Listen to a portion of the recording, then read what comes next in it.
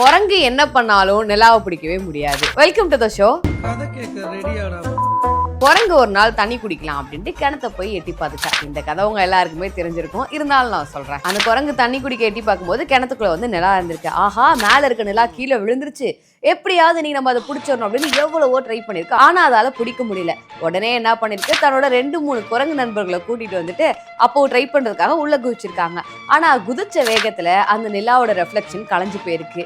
அது ரெஃப்ளெக்ஷன் அப்படின்றது கூட தெரிஞ்சுக்க முடியாத அந்த முட்டாள் குரங்குகள் ஏமாந்து போயிருக்காங்க. இந்த மாதிரி தான் இப்போ நம்ம நாட்டை ஆட்சி செஞ்சுட்டு இருக்கக்கூடிய திமுக என்ன பண்ணிருக்காங்க, தன்னோட குரங்கு நண்பர்களோட சாரி கொள்கை நண்பர்கள் கூட என்ன பண்ணிருக்காங்க, எப்படியாவது நிலாவை பிடிக்கணுன்ற மாதிரி எப்படியாவது ஆட்சியை பிடிக்கணும் அப்படின்றதுக்காக என்னென்னமோ முயற்சி பண்ணிட்டு இருக்காங்க.